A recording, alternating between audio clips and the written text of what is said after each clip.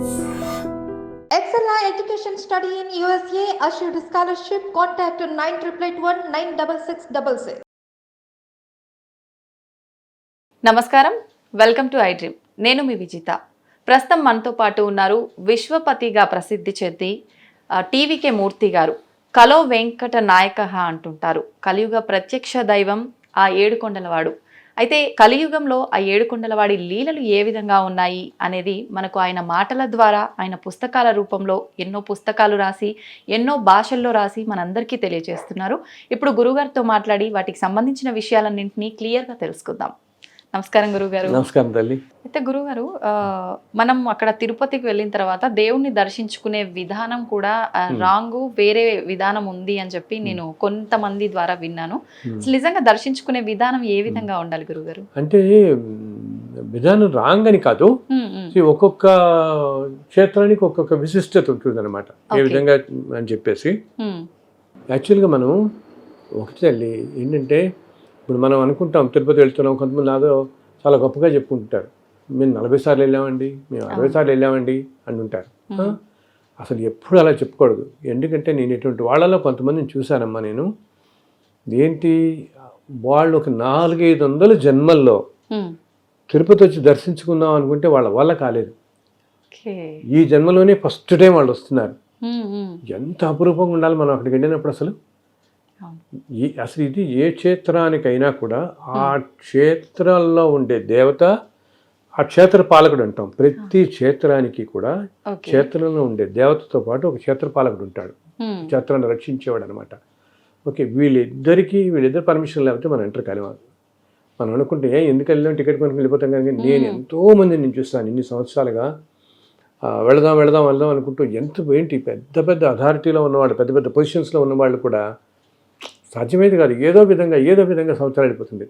So అక్కడికి రావటం, అందులో ఇలా మనం వెళుతున్న వాళ్ళం ఏంటి, ఎంతో పుణ్యం చేసుకున్న వాళ్ళం అనమాట. ఓకే, మనం అనుకుంటే తేలిగ్గా పెడుతున్నాం కదా, అంత తేలిక కాదు అది. అక్కడ అడుగు పెట్టాలంటే ఒకటేమో వెంకటేశ్వర స్వామి వారి పిలుపు ఉండాలి. ఇంకోటి ఏమిటి, ఈ క్షేత్ర పాలకుడు, ఈ క్షేత్రానికి తిరుమల క్షేత్రానికి పాలకుడు ఎవరో తెలుసా? శివుడు. మన వాళ్ళందరూ అంటారు అసలు శివకేశవులకి భేదం లేదంటే ఇక్కడే అనమాట. ఇంత క్షేత్రానికి పరమేశ్వరుడే క్షేత్రపాలకుడు శివుడు దీనికి. సో వాళ్ళిద్దరు పర్మిషన్ కనుక మనకి లేకపోతే మనం అడుగు పెట్టలేం ఆ క్షేత్రంలోకి. సో అటువంటి క్షేత్రానికి మనం ఎప్పుడైతే వెళుతున్నామో ఆ దర్శనానికి ఇంత అదృష్టంగా భావించి అక్కడ అట్లీస్ట్ ఆ కొండ మీద ఉన్నంత కాలమైనా మనం వేరే ఆలోచనలు రానియకుండా, ఇప్పుడు అక్కడికి వెళ్ళిన తర్వాత ఏదో పాలిటిక్స్ గురించి మాట్లాడతారు, ఈ వ్యవహారిక విషయాలు ఇవన్నీ నీకు ఉండే అక్కడ ఒక్కరోజు అంటే మనం బతికే 60-70 సంవత్సరాల్లో ఒక్కరోజు అనేది ఎంత తక్కువ టైం తల్లి. ఆ టైంలో నా స్వామి దర్శనం అంతే. అండ్ ఆ కొండ ఏంటి సామాన్యమైంది కాదు. ఇన్ని సంవత్సరాలుగా ఎంతోమంది దేవతలు, ఎంతోమంది మహర్షులు నడిచిన ప్రదేశం. మనం అలిపి నుంచి నడిచెక్కుతాము, ఆరిపోని కొండ మీద ఎక్కేసి మామూలుగా బస్సులో వెళ్ళినా కొండ మీద ఎక్కామని కొండ మీద తిరుగుతుంటాం కదా. తిరుగుతుంటే తిరిగిన ప్రదేశం నేల భూమి అదే, ఇన్ని కోట్ల సంవత్సరాలు అవని భూమి అదే కదా. సో ఆ భూమికి ఉండే పవర్ అలా ఉంటుంది. ఏంటి, దేవతలు నడిచింది, ఒక అన్నమయ్య తెలుసు కదా మనకి, అన్నమయ్య నడిచింది. వీళ్ళందరూ మహాపురుషులు అంతా వెళ్ళి నడిచిన ప్రదేశం అది. సో ఆ ప్రదేశానికే చాలా పవర్ ఉంటుంది. సో ఇంత పవర్ ఉన్న ప్రదేశంలో మనం అందుకనే చూడండి, మామూలుగా ఎంతో బద్ధకం చేసేవాళ్ళు కూడా అనుకోకుండా నడిచెక్కేస్తారు వాళ్ళు పలుకుని. అండ్ పైన ఎక్కిన తర్వాత కూడా మనకి అన్ని గంటల క్యూలియన్లో ఉన్న మనకి అసలు తెలియదు.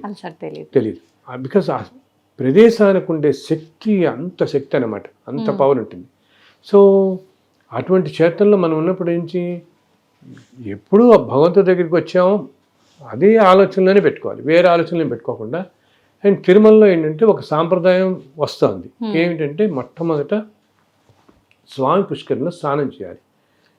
పుష్కరిణిలో స్నానం చేసి వరాహస్వామిని దర్శించుకొని, ఎదురుకుండా వరాహస్వామి ఆలయం ఉంటుంది, వరాహస్వామిని దర్శించిన తర్వాత స్వామివారిని దర్శించుకోవాలి. ఇది యాక్చువల్ సాంప్రదాయం అనమాట. ఈ 3 ఇలా చేయాలి. ఇలా చేస్తే ఆ యాత్ర మనకి అక్కడితో సఫలీకృతం అయినట్టు. అలాగే కొండ మీద ఎంత పవర్ఫుల్, ఇప్పుడు నీకు అంతగా పుష్కరిణిలో స్నానం చేసేంత టైము ఓపిక లేదని కనీసం వెళ్ళి 4 నీళ్ళని చల్లుకోండి. ఎందుకంటే తల్లి ఆ పుష్కరిణిలో ప్రతి సంవత్సరం ఒకరోజు ఉమ్, ముక్కోటి తీర్థాలు, ఈ ప్రపంచంలో ఉన్న అన్ని తీర్థాలు, అన్ని నదులు, అన్ని సముద్రాలు అన్నీ కూడా ఉమ్, ఒకరోజు వచ్చి ఆ పుష్కరంలో కలుస్తాయి మొత్తం అన్నమాట. ఎందుకు కలుస్తాయి తెలుసా? ఉమ్, ఈ నదులు, క్షేత్రాలు వీటిలన్నిటిలో ఎంతోమంది వాళ్ళ పాపాలు పోగొట్టుకోవడానికి వెళ్ళి స్నానాలు చేస్తారు కదా. అవును. సో ఈ పాపాలన్నిటి మలినం అయి ఉంటాయి నదుల్లో, వీటిల్లో. ఉమ్, ఉమ్, ఈ మలినం తొలగడం కోసం అవన్నీ వచ్చి ఒక రోజున దీంట్లో కలుస్తాయి. దీంట్లో కలుస్తాయి ఒకరోజు. ఓకే. అక్కడితో మళ్ళీ ప్యూర్ అయిపోతాయి. అంటే ఇన్ని కోట్ల తీర్థాలన్నీ, నదులు, సముద్రం అన్నీ వచ్చి దాంట్లో కలుస్తున్నాయంటే, సముద్రాలు కానీ తీర్థాలు కానీ ఇంత పుణ్యప్రదమైనవన్నీ కలుస్తున్నాయి దాంట్లో. అంటే ఎంత పుణ్యప్రదం అసలు, పవిత్రమైనది. ఎంత పవిత్రమైన పుష్కరం అన్నమాట. ఉమ్, అందుకని పాతకాలంలో అందరూ పుష్కరంలో స్నానం చేసేవాళ్ళు. ఇప్పుడేంటి హడావిడి స్పీడ్ అయిపోయి వెళ్ళిపోతున్నారు. కనీసం మీకు ఏమాత్రం వీలున్నా పుష్కరంలో స్నానం చేసి చక్కగా ఓకే. అసలు సర్వ రోగాలను పోతాయి తల్లి. అంత పవిత్రమైన నీరు అనమాట. అంతేకాకుండా ఇంకోటి ఏంటంటే, వైకుంఠంలో విరజా నది అని ప్రవహిస్తూ ఉంటుంది. ఉమ్, ఉమ్, వైకుంఠంలో మాత్రమే, భూమి మీద ఉండదు. ఓకే. ఆ వైకుంఠంలో ఉండే విరజా నది ఇక్కడ తిరుమలలో స్వామివారి పాదాల కింద ప్రవహిస్తూ ఉంటుంది, అంతర్వాహిని లాగా కొండల్లో. ఓకే. అది ఒక కాలంలో ఎట్లా ఉండేదంటే, ఆ స్వామివారి పాదాల నుంచి ఇలాగ బయటికి వాటర్ వచ్చేది గుళ్ళు అంతా. స్ప్రింకిల్స్ లాగా. లేదు, పాదాల నుంచి బయటకు వచ్చేసేది వాటర్. ఓకే. ఓకే. అందుకని వాళ్ళ తర్వాత కాలంలో కొంచెం సీసం అది వేసి చేశారు, నీళ్ళు వచ్చేసేవి. సో కింద అంతర్వాహిని లాగా వైకుంఠంలో ఉండే ఆ విరజా నది ఇది కూడా ఈ పుష్కరంలో కలిసి ఉంటుంది. ఉమ్, ఉమ్, సో ఎంతో పుణ్యపదం. అందుకని కనీసం 4 నీళ్ళు చల్లుకున్న పుణ్యపదం. ఉమ్, ఆ తర్వాత ఇంకా స్వామిని దర్శించుకునేటప్పుడు ప్రతి క్షణం మనం దర్శించుకుంటున్నప్పుడు ఉమ్, ఆయనే తలుచుకుంటూ వెళ్ళండి మీరు వెళ్ళేంత వరకు కూడా. బికాస్ ఆ చుట్టుపక్కల అంతా ఆయన ఉంటాడు. అట్లాగే మనకి సాధారణంగా చాలామంది వెళ్ళే వాళ్ళలో కోరికలతో వెళ్ళేవాళ్ళు అవును. ఉంటాం కదా, ఏదో కష్టంతో. ఆ కోరికలేవో మీరు ముందే చెప్పుకోండి మనసులో మీకు. ఎందుకంటే అక్కడికి వెళ్ళేటప్పటికి మనం ఆ భగవంతుడు ఎంత పవర్ఫుల్ అంటే తల్లి, ఒక పెద్ద ఆరాలాగా ఉంటుంది అక్కడ, ఒక వేరే డైమెన్షన్ ఉంటుంది అన్నమాట. ఉమ్, మనం ఎప్పుడైతే ఇంకా మహాద్వారం దాటి ధ్వజస్తంభం దగ్గరికి వెళ్ళిపోతామో ఆ వలయంలోకి వెళ్తాం, ఆ డైమెన్షన్లోకి. ఉమ్, అక్కడికి వెళ్ళగానే మనకి అసలు థాట్లెస్ అయిపోతాం.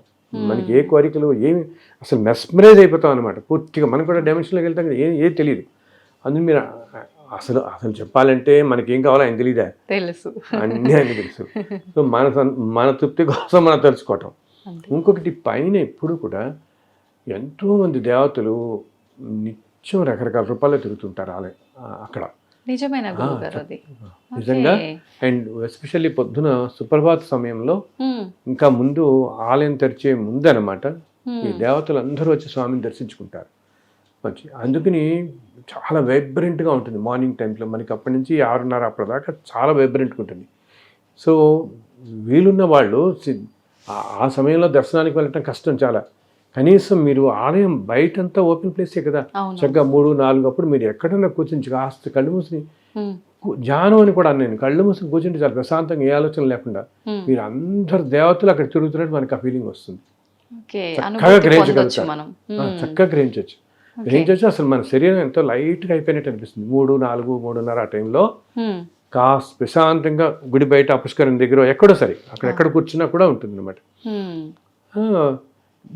అంతేకాకుండా అసలు ఇంకా ప్రశాంతంగా కూర్చోగలిగితే ఆ టైంలో 2:30-3 ఆ టైంలో సుప్రభాతం చదువుతారు కదా, ఆ టైంలో యాక్చువల్గా అక్కడ ఎప్పుడు కూడా ఓంకారం ప్రతిధ్వనిస్తూ ఉంటుంది ఆ కొండల్లో. నిత్యం ఓం అని మనకి తెలియదు అసలు, అది మామూలుగా వినపడదు అనమాట. మనం కనుక కొంచెం ధ్యానంలో వెళితే, ధ్యానం అంటే మన వాళ్ళందరూ ఏదో కంగారు పెడుపుతారు. ధ్యానం అంటే దానికి ఏదో ప్రాక్టీస్ చేయాలి, 2 గంటలు ముక్కు మూసుకొచ్చేయాలి, ఏం అక్కలేదు. ధ్యానం అంటే థాట్లెస్నెస్ అనమాట. నీకు వేరే ఆలోచన రానియకుండా ప్రశాంతంగా ఉన్నామంటే అదే ధ్యానం చేసుకోవడం. వేరే ఈ లౌకికపరమైన ఆలోచన లేకుండా మనసును ప్రశాంతంగా పెట్టుకుంటే అదే ధ్యానం.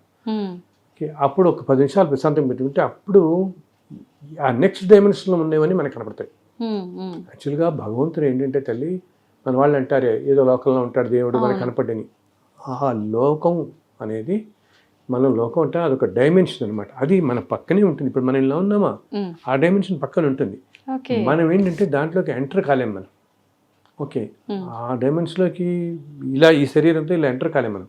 బట్ మనకు అనుభూతి చెందుతుంది. అందుకని నువ్వు చూడు కొన్ని ప్రదేశాలకు వెళ్ళినప్పుడు ఇప్పుడు శ్రీశైలము, ఓకే, ఒక కంచి కానీ కాశీ కానీ అటువంటి చోట్ల దేవతలే ఉంటారు కాబట్టి ఆ డైమెన్షన్లోకి మామూలు వాళ్ళు ఎంటర్ అయినా ఒక విధమైన హ్యాపీనెస్ ఫీల్ అవుతాం. హాయి ఫీల్ మనకు తెలియకుండానే తేలిగ్గా అనిపిస్తుంది, సంతోషంగా అనిపిస్తుంది.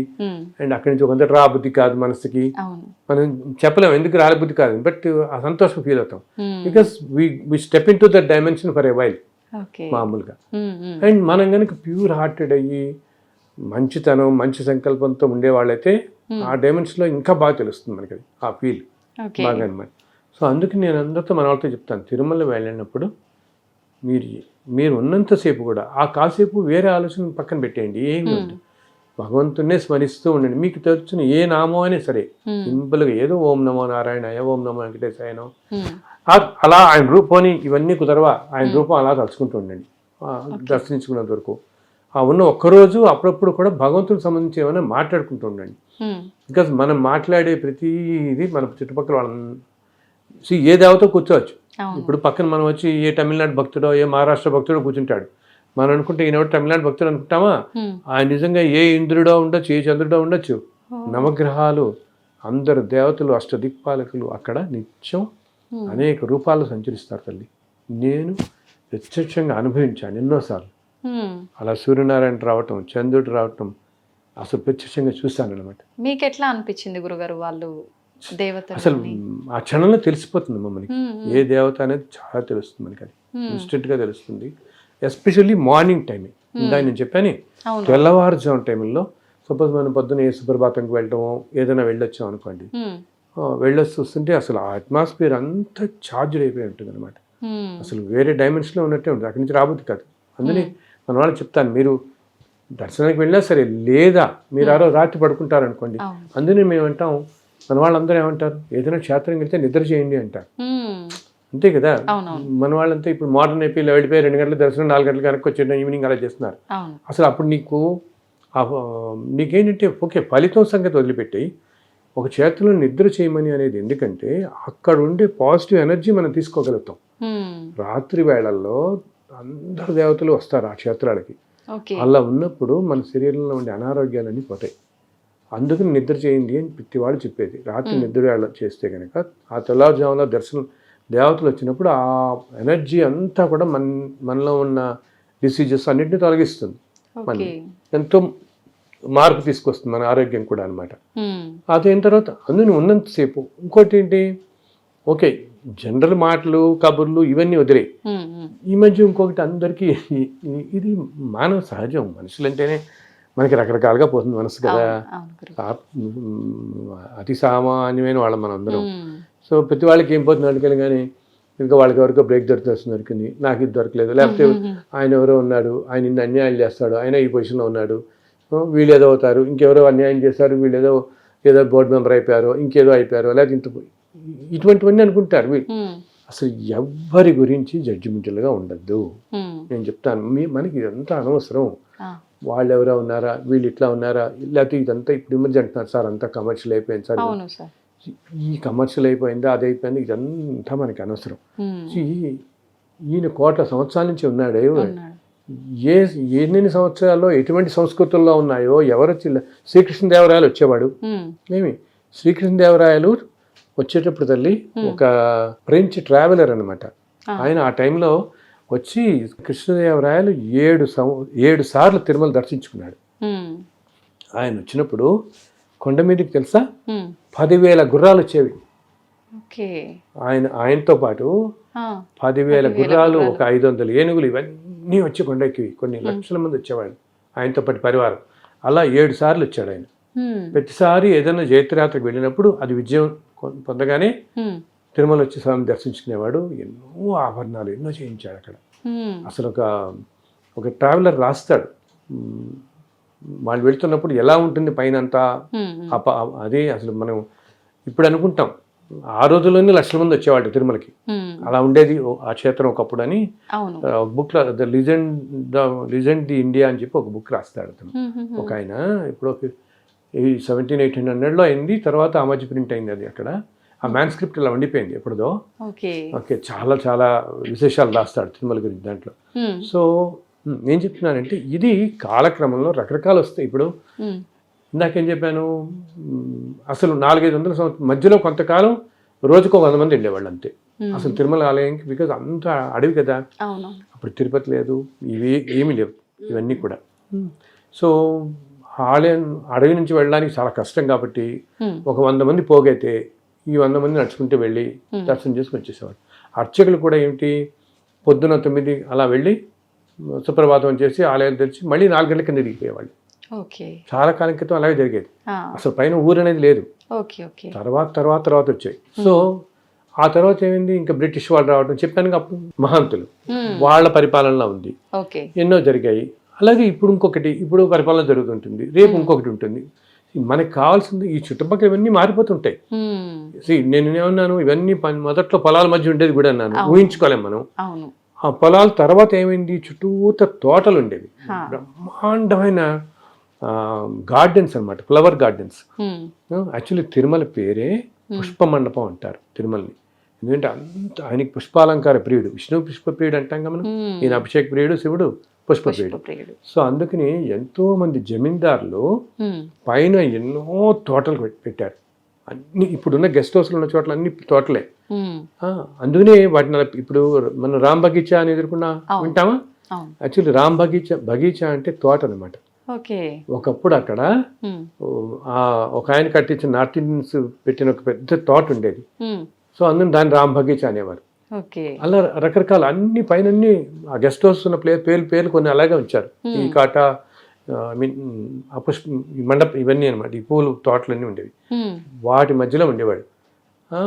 అలా ఇప్పుడు ఇలా వచ్చింది. సో మనం ఇవన్నీ పట్టించుకోకూడదు. ఇప్పుడు రేపు పొద్దున కొన్ని వేల సంవత్సరాలు అయ్యేటప్పుడు ఇంకోటి ఏదో మారిపోతుంది, ఈ సంస్కృతి మారిపోవడంతో ఇవన్నీ. బట్ లోపల ఆయన మాత్రం ఒకటే కదా, ఆయన అలాగే ఉంటాడు. ఆయన వీటన్నిటికీ చిద్విలాసంగా ఉంటాడు. ఆయనకి ఇది ఏమీ పట్టదు. ఓకే, ఇది ఇలా నన్ను ఏమో జరుగుతున్నారు, ఆయన ఇంత అధర్మాలు జరుగుతున్నాయి, ఇన్యాయాలు జరుగుతున్నాయి, ఆయన ఏం చేయడంటే ఇది కాల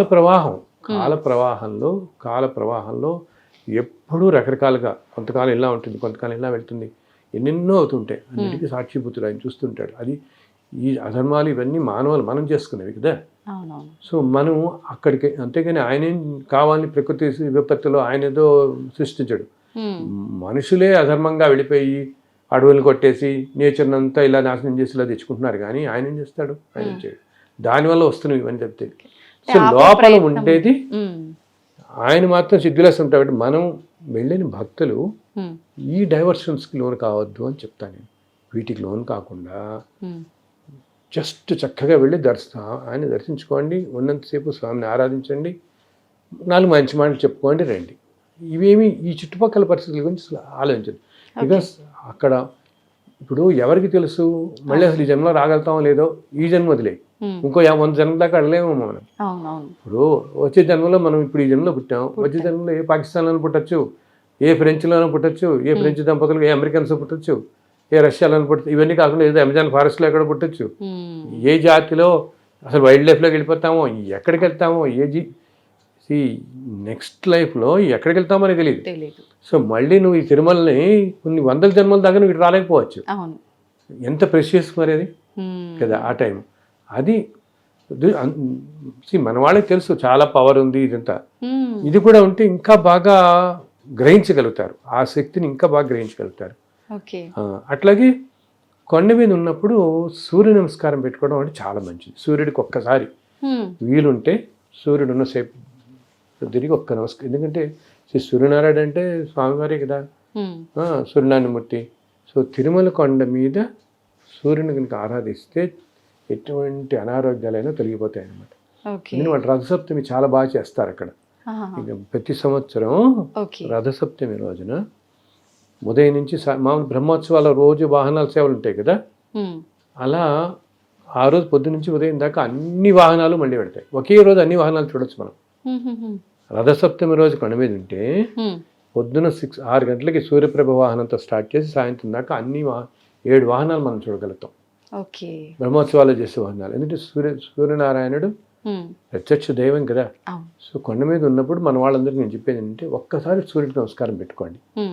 అది చాలా మనకి అనారోగ్యాల నుంచి బయటపడేస్తుంది. ఇంత మహత్యం ఎందుకు గురువు గారు? అంటే వెంకటేశ్వర స్వామికి కానీ ఆ స్థలానికి కానీ అక్కడ ఇందాక చెప్పాను చూడు, ఈ సృష్టి మొత్తానికి కారణభూతమైనటువంటి పరబ్రహ్మ స్వరూపమే ఉంది అక్కడ. అండ్ ఆయన ఇప్పుడు మామూలుగా ఆలయాలు ఏంటి, కొన్ని స్వయం వ్యక్తం అంటాం, అంటే భగవంతుడే వెలియటం. కొన్ని ఆలయాలు ఏంటంటే మహర్షుల చేత ప్రతిష్ఠింపబడేవి, కొన్ని ఏమో సిద్ధుల చేత యోగుల చేత ప్రతిష్ఠింపబడేవి. ఇప్పుడు మనం అంటుంటాం చూడు, ఇది అగస్త్యుడు ప్రతిష్ఠించాడు, ఇది భరద్వాజ్ ప్రతిష్ఠించాడు అని చెప్పుకుంటుంటాం ఏదైనా గుళ్ళకి వెళ్తే ఊళ్ళల్లో మనం కొన్ని చోట్ల. అలాగా కొన్ని సిద్ధులు యోగులు, కొన్ని ఆ స్వామీజీ ప్రతిష్ఠించారు, ఈ స్వామి ఇలా చెప్తుంటాం. కొన్ని ఈ మిగతావి మానవ ప్రతిష్టాలు, అంటే మానవులు మనం కట్టించేవి, వీళ్ళు చేసేవి. సో వీటిలన్నిటికంటే సుప్రీం ఏంటి, స్వయం వ్యక్తం, అంటే భగవంతుడే స్వయంగా మనం కోటం వెలవటం అనమాట. సో ఇలా తిరుమలలో ఉన్నది అలా సాక్షాత్తు ఆయనతో ఆయన వెలిసింది. ఆయనే మనని కలియుగంలో ఈ కష్టాల నుంచి కాపాడడం కోసం ఆయన తీసుకున్న ఇదనమాట. అందుకని అంత పవర్ఫుల్ ప్లేస్ అది. సాక్షాత్తు భగవంతుడే వైకుంఠం నుంచి వచ్చి నిలబడిన ప్రదేశం కాబట్టి. ఇంకొకటి ఏమిటి, అలాగే ఈ వెంకటాద్రి అని మనం కొండ ఎక్కుతున్నాం కదా, ఈ వెంకటాద్రి అంతా కూడా శేషాచలం కూడా అంటాం. అది యాక్చువల్లీ అంతా ఆదిశేషుడే. ఆదిశేషుడే పర్వత రూపంలో అలా ఉంటాడు మొత్తం, ఎందుకంటే పైన స్వామివారు ఉన్నారు కాబట్టి పర్వత రూపంలో ఉంటాడు. అలాగే ఆ స్వామి పుష్కరిణి అంతా కూడా వైకుంఠంలో ఉండే ఆ పుష్కరిణి ఇక్కడ వస్తుంది, స్వామి వచ్చాడు కదా, అది కూడా వస్తుంది అనమాట. ఆ పుష్కరిణి కూడా ఇంత పవిత్రమైన ప్రదేశాలు ఉన్నాయి కాబట్టి అంత పవర్ ఆ స్థలానికి. అండ్ ఇంకోటి చెప్పానుగా, ఇన్ని కోట్ల సంవత్సరాలుగా ఇన్ని దేవతలు. అంతేకాదు, అసలు మనం అనుకుంటాం రాములు వారు కూడా సాక్షాత్తు వెళుతూ రామచంద్రుడు వాళ్ళు కూడా వస్తారు ఇక్కడికి, తిరుమల కొండకు వస్తారు. ఇలా ఎందరో దేవతలు అన్నమాట వచ్చిన ప్రదేశం కాబట్టి ఇన్ని కోట్ల సంవత్సరాలుగా. ఇంకోటి ఏంటి, నిత్యం ఇన్ని వేల సంవత్సరాలుగా ఎన్ని ఆరాధనలు అవుతున్నాయి అక్కడ, ఉదయం నుంచి రాత్రి దాకా అవుతున్నాయి. అండ్ సంవత్సరం పొడుగునా ఒక 300-400 రకరకాల ఉత్సవాలు జరుగుతూనే ఉంటాయి. నిత్యోత్సవ అంటారు వాళ్ళు, వారోత్సవ, పక్షోత్సవ, మాసోత్సవ అని చెప్తారు, సంవత్సరోత్సవం అని అన్ని రకాల ఉత్సవాలు అవుతుంటాయి. 400 ఉత్సవాలు ఎన్నో ఉంటారు వాళ్ళు. ఇన్ని ఉత్సవాలు జరుగుతూ ప్రతిరోజు శ్రీసూక్తం, పురుషోక్తం అన్ని విధాలుగా పూజింపబడుతుంటే ఆ క్షేత్రానికి ఎంత పవర్ ఉంటుంది, వైబ్రేషన్. అండ్ సాక్షాత్తు భగవంతుడే ఉన్నది అక్కడ ఉన్నది. సో దానివల్ల అంత శక్తి ఉంటుంది అనమాట అక్కడ. అందుకనే మనకి అక్కడి నుంచి రాబుద్ది కాదు. ఎందుకంటే మనం ఇప్పుడు మనందరికీ తండ్రి ఎవరు, శ్రీమన్నారాయణుడు. అంతేగా భగవంతుడు ఆయన నుంచే ఈ మానవకట అంతా కదా పుట్టింది. సో మనకి ఆయన మీద మరి అంత సుప్రీం పవర్ మీద మనకి ఎప్పుడు ప్రేమ ఉంటుంది. మన తండ్రి యజమాని అన్నీ ఆయనే కదా. అందులో అడిగితే రాబుద్ది కాదు కాసేపు దర్శనానికైనా. కానీ మనం ఒక్క స్ప్లిట్ సెకండ్ దర్శనం కలిగినా అక్కడ మనం చూసుకోవాల్సింది ఏంటంటే, మనకి ఆయన కనపడ్డా కాదా అన్నది, ఆయన మనని చూసాడా లేదనేది ఇంపార్టెంట్. ఆ సెకండ్లో ఆయన మనని చూస్తున్నాడా. ఇంకొకటి, ఆయన ఆలయంలోనే కాదు, ఆలయం బయట అంతా తిరుగుతూనే ఉంటాడు చక్కగా రోజు. భక్తులు ఆయనకి ఎంతో సంతోషం అంట. ఏంటి, భక్తులు అందరూ రకరకాల కథలు చెప్పుకుంటూ వాళ్ళ ఎక్స్పీరియన్స్ చెప్పుకుంటుంటారు కదా. కాటేజీల్లో కూర్చుని నాకు ఎంతో గొప్పగా దర్శనం అయింది, నేను ఇలా అనుకోగానే నాకు తీరింది, నేను అందుకనే వచ్చాను, లేకపోతే నేను యూఎస్ నుంచి వచ్చాను, ఇలా వచ్చాను, ఇలా ఎంతోమంది నాకు తెలిసిన ఎంతోమంది భక్తులు. కొంతమంది అయితే ఎంత, సింగపూర్లో నాకు తెలిసిన ఒక భక్తుడు ఉన్నాడు, చాలా స్వామివారికి ఎంతో గొప్ప భక్తుడు. ఆయన ప్రతి నెల సింగపూర్ నుంచి వచ్చి స్వామిని దర్శించుకుని వెళ్తాడు. వినోద్ అని చెప్పి చాలా భక్తుడు అనమాట. అది ఎంత పవిత్రమైన ప్రదేశం, ఎంత పవర్ఫుల్ ప్రదేశం కాకపోతే అలా లాగేస్తుంది మనిషిని. ఎంత అచంచలమైన భక్తితో వచ్చేవాళ్ళు ఎలా ఉంటారు అక్కడికి. సో ఎంతో ఆతృతో అలా వచ్చే భక్తుల కోసం ఆయన ఎదురు చూస్తుంటాడు.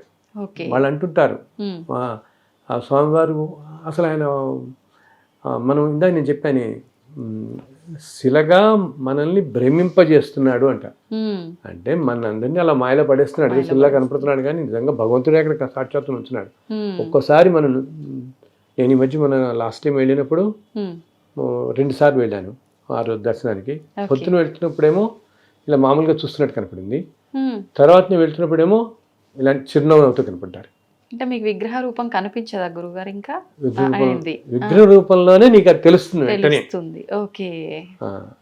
ఒక్కసారి చిరునవ్వు నవ్వుతున్నట్టుగా ఆయన ఒళ్ళు చదిరిస్తుంది మనకి తలుచుకుంటేనే, చెప్తుంటేనే. ఇది చాలా మంది చెప్తారు, అక్కడ ఉన్న అర్చకులు చెప్తారు, అర్చకులు నిత్యం ఉంటారు కదా, వాళ్ళు చెప్తుంటారు స్వామి మొహంలో మాకు ఎంతో ఆనందం కళ కనపడుతుంటుంది. అంటే ఎవరు మహాభక్తులు ఎవరో వస్తున్నాడు ఈరోజు, స్వామి కూడా చాలా సంతోషపడుతుంటారు, చాలా సంతోషపడుతున్నారు వాడు అని చెప్పేసి అట్లా అని. అందుకని పైన కొండ మీద ఆయన ఎప్పుడు మన మధ్య తిరుగుతూ ఉంటాడు రకరకాల రూపాల్లో. ఏదో మనం చూడు, ఒక్కోసారి మనం ఏదైనా మాట్లాడుకుంటున్నప్పుడు ఎవరో ఏది పని లేనట్టుగా వచ్చి మన పక్కన కాసేపు కూర్చుని అలా వెళ్ళిపోతారు. ఓకే, మనం అలాగే ఏదో ఏ టీ కాఫీ తాగడానికి ఏదో చెట్టు కిందకి వెళ్ళి తాగుతుంటామా, ఎవరో వచ్చి మనం ఏదో మన ఫ్రెండ్స్తో చెప్పుకుంటుంటాం, ఇందాక దర్శనం అయింది, అయితే రేపు పొద్దున్న దర్శనం ఉంది, నేను 4 ఏళ్ల క్రితం ఇలా వచ్చాను, నాకు ఇంత అద్భుతం, ఇవన్నీ జరుగుతుంటే ఇటువంటివన్నీ ఎవరో ఒక కాళ్ళు వచ్చి ఆయన కూడా టీ తాగి వెళ్ళిపోతుంటాడు, మనతో మాట్లాడి ఏదో చిరునవ్వునే వెళ్ళిపోతాడు. అతనేంటి సాక్షాత్ స్వామివారే. ఆయనకి చాలా ఇష్టం అన్నమాట భగవంతుడి గురించి చెప్పుకుంటున్నా లీలలు వింటుంటే. ఏంటి వీళ్ళందరూ అంత మార్గంలో ఉన్నారు కదా, మరి అంత భక్తి మార్గంలో ఇలా ఉన్నారు మైమరిచి. ఎవరైతే అంత ప్యూర్ హార్ట్స్తో ఉంటారో, మనస్సుతో, వాళ్ళ దగ్గర ఆయన అంటాడు కదా, నా లీలలు కానీ నా ఇది కానీ ఎక్కడ ఉంటాయో నేను అక్కడ ఉంటారు, కూర్చుని ఉంటాడు, అక్కడే టెస్ట్ వచ్చి కూర్చుంటాడు. గాత్రం ఎవరైతే పాడుతుంటారో కీర్తనలు ఇవన్నీ, అలాగే ఆయన విశేషాలు చెప్పుకున్నప్పుడు కూడా కూర్చుంటాడు. అందుకని ఆ ప్లేస్ అంత పవర్ఫుల్ అయింది. ఎందుకు ఇందాక అన్నావే, ఇంత శక్తివంతమయ్యి మనకి వెళ్ళటానికి ఇంత కష్టమైనా వెళ్ళిన తర్వాత ఒక్క స్ప్లిట్ సెకండ్ దర్శనం మనకు వచ్చేది, కానీ మళ్ళీ లాగేస్తుంటది కదా, మళ్ళీ వెళ్ళాలి, మళ్ళీ వచ్చినప్పటి నుంచి మళ్ళీ ఎప్పుడు వెళదామా. అండ్ ఇంకొకటి, మన సంకల్పం గట్టిగా ఉంటే తల్లి ఆయన ఏదో ఏర్పాటు చేసేస్తాడు. నేను చాలాసార్లు చూస్తున్నాను, వెళ్ళాలి ఇలా అనుకున్న వాళ్ళకి గబుక్కుని ఆ పక్కింటి వాళ్ళు రమ్మటం, ఎవరో తెలిసిన వాళ్ళు రమ్మటం, నేను కూడా తీసుకెళ్తాం 10 మాతో పాటు, గబుక్కుని అది జరిగిపోతుంది. మన సంకల్పం లేకుండా వెళదాలే పర్వాలేదు అనుకున్న వాళ్ళకి ఇది ఒకటి జరగదు. అది మాత్రం మనం ఎప్పుడూ తక్కువ చేయకూడదు అక్కడ. బికాస్ ప్రతి అక్షరం నిజమనే, ప్రతి మనం మాట్లాడే ప్రతి మాట చక్కగా వింటూనే ఉంటాడు, అన్నీ వింటుంటారు చక్కగా అని చెప్పని. ఇందాక సర్వవ్యాప్తి నారాయణుడు అని అంటారు, మొత్తం వ్యాపించి ఉన్నవాడు. గురుగారు, మీకు ఇప్పటికీ భగవంతుడు దర్శనం కలుగుతూ ఉంటుందా? చాలా పెద్ద ప్రశ్న వేశావు. కలుగుతుందమ్మా, కానీ చెప్పాను కదా రకరకాల రూపాల్లో దర్శనమిస్తుంటాడు ఆయన. ఎన్నెన్నో ఇప్పుడు చెప్పానుగా, ఈ పుస్తకాలని రాస్తున్నప్పుడు శ్రీకృష్ణుడు మీద రాసినప్పుడు, లక్ష్మీనరసింహ స్వామి మీద రాసినప్పుడు, అమ్మవారి మీద, శివుడి మీద, రాముల వారి మీద, రాముల వారి మీద రాసినప్పుడు అయితే అసలు రాయక ముందే నాకు ఓ రోజు రామచంద్రుల వారు, ఆంజనేయుడు అలా వచ్చి దర్శనం ఇచ్చారు నాకు. ఆ తర్వాత నేను రామరక్షావతం అని ఒక బుక్ రాశాను అనమాట. సో ఎన్నోసార్లు ఎన్నో రూపాల్లో తెలుస్తుంది అంటే మనం ఏం లేదు తల్లి, మనం చాలా ప్యూర్ మైండ్తో ఉంటే ఆయన అలా కూర్చోటి చక్కగా వచ్చి కూర్చున్నాడు మనకు తెలుస్తుంది కూడా, భగవంతుడు ఉన్నాడు మనకు పక్కనే అని తెలుస్తుంది. అది దానికి కావాల్సిందల్లా ప్యూరిటీ ఆఫ్ థాట్. నేను అందరూ అదే చెప్తా, మనస్సు స్వచ్ఛంగా. ఇప్పుడు మనం భక్త కన్నప్ప, భక్త రామదాస్ ఇవన్నీ చదువుతాం కదా, ఎన్నో మనం మహాభక్తుల గురించి చదువుకుంటాం కదా. వాళ్ళందరూ భక్త కన్నప్ప అనుకో, వాళ్ళేం పెద్ద పెద్ద యాగాలు యజ్ఞాలు చేసిన వాళ్ళు కాదు కదా. ప్యూరిటీ అనమాట, మనస్సు స్వచ్ఛంగా ఉంటే భగవంతుడు ఆ టెస్ట్ వచ్చి కూర్చుంటాడు పక్కన. సో అలా నేను గమనించాను ఎన్నో. ఇప్పుడు ఎప్పుడన్నా నేను వీళ్ళు అన్నా అని చెప్తున్నాను, ఎప్పుడన్నా నాకు కొంచెం మనసు ఏదైనా చికాగ్గా ఉందనుకో, ఏదో ఒకటి ఏదో కారణం, తెల్లాలేస్తే మనం నిత్యం ఎన్నో ఉంటాయి కదా మన దైనందిన లైఫ్లో, జీవితంలో. వెంటనే నాకు గబుక్కుని ఏదో ఒక ఫోన్ వస్తుంది, మేము ఏదో తిరుమల నుంచి మాట్లాడుతున్నాం అంటే మీ పుస్తకం ఇందాక ఇక్కడ నాకు దొరికిందండి, ఇలా జరిగిందండి, ఏదో ఒకటి ఆయన క్షణంలో చూపిస్తాడు. ఎందుకంటే మన మనసులోనే గ్రహిస్తారు కదా, వెంటనే నాకు మన మూడు మార్చేస్తాను. ఒక్కోసారి గబుక్కుని అన్ఎక్స్పెక్టెడ్గా ఎవరో ఒకళ్ళు వచ్చి తలుపు కొడతారు, తలుపు కొట్టి కాసేపు కూర్చొని ఏవో అవి మాట్లాడతారు, ఇంకా మళ్ళీ జన్మలో నాకు కలవరు. అప్పుడు నాకు తర్వాత నాకు అర్థమవుతుంది వచ్చినవాడు ఈ రూపంలో వచ్చాడు. బికాస్ ఇప్పుడు కలియుగంలో ఏంటంటే ఇందాక చెప్పినట్టు నీకు భగవంతుడు మానవ రూపంలోనే దర్శనమిస్తాడు ఎక్కువగా. ఓకే. మానవ రూపంలోనే, సాధారణంగా మానవ రూపాల్లోనే దర్శనమిస్తాడు. ఇంతకుముందు యుగాల్లో లాగా ఆ రూపంలో దర్శనం ఇవ్వటం చాలా తక్కువ. నేను ఇవ్వడు అని నేను అనను. మహాభక్తులకి వాడు కోరిన రూపంలో దర్శనమిస్తున్నాడు ఇప్పటికీ. వాళ్ళు ఏ రూపంలో కోరుకుంటే ఆ రూపంలో దర్శనమిస్తున్నాడు ఇప్పటికీ కూడా. సాధారణంగా మామూలుగా ఏంటంటే మానవ రూపంలో ఎక్కువగా, అది కూడా క్షేత్రాలలో ఎక్కువ జరుగుతుంది. ఎక్కువ క్షేత్రాల్లో ఇప్పుడు మనం ఇందాక నేను ఒక భద్రాచలం వెళ్ళినా, ఒక కాశీ వెళ్ళినా, శ్రీరంగం వెళ్ళినా, అటువంటి చోట్ల మనం ఇంత ఆర్తిగా ఉంటే ప్రతి వాళ్ళకి ఉంటుంది. నాకు భగవద్గీత నన్ను వచ్చే అడిగేవాడలో అడిగే క్వశ్చన్స్లో చాలా మంది అడిగే ఫస్ట్ క్వశ్చన్ ఇది, మాకు భగవద్ దర్శనం ఎప్పుడు అవుతుందండి అంటుంటారు. రెండో క్వశ్చన్ ఏమో మాకు మోక్షం ఎప్పుడు వస్తుంది అంటారు. నేను భగవంతుడి దర్శనం నేను చెప్తాను ఇట్లాగే, అయినా మీరు ఆర్తిగా చక్కగా ఉంటే తప్పకుండా ఆయన ఇస్తాడు, తప్పకుండా కనపడుతుంది అని మీకు తెలుస్తుంది కూడా. ఇప్పుడు ఒకటి ఏంటి, మనకి దర్శనం అవ్వటం ఒకటి, తెలవటం ఒకటి. ఇప్పుడు తెలియకుండా వెళ్తే మనకి ఆ తృప్తి ఉండదు కదా, మళ్ళీ ఉండదు కదా, అనుభూతి కూడా చెందాలి కదా. సో అది కూడా జరుగుతుంది. అది కూడా మనం ఎప్పుడైతే అంత ఆర్తిగా ఉన్నామో దర్శనం ఇవ్వటమే కాకుండా వచ్చింది పరమేశ్వరుడే వచ్చాడు ఈ రూపంలో అని మనకి తక్కువని అర్థమవుతుంది కూడా. కాసేపటికైనా ఆయన విడిపిన తర్వాత మనకి తప్పకుండా అర్థమవుతుంది, ఇస్తాడు. మోక్షం అని అంటారా, ఈ మోక్షం రావాలంటే ఇందా చెప్పానే కొన్ని వందల జన్మల్లో వీటిలో అన్నిటికీ డిటాచ్డ్గా ఉంటూ ధర్మంగా వెళ్ళిపోతుంటే అప్పుడు దగ్గర అవుతూ ఉంటాం మోక్షానికి. మనం చేసే పనులపైనే ఆధారపడి ఉంటుంది కానీ మనం చేసే పనులపైనే, మన ఆలోచన మనం చేసే పనులపైన. అందరు మంచి కోరుకుంటూ మంచితనం చూస్తూ దేనికి జడ్జిమెంటల్గా ఉండకూడదు. వీడు ఇట్లా ఎందుకున్నాడు, వాడు ఎట్లా ఎందుకున్నాడు, వీడు నన్ను ఇలా ఎందుకు అనుకున్నాడు, ఇది ఇలా ఎందుకు జరిగింది, అవి ఎలా ఏమి ఎందుకు ఎలా జరుగుతున్నాయి అన్నది మనకి కారణం దేనికి మనకి తెలియదు.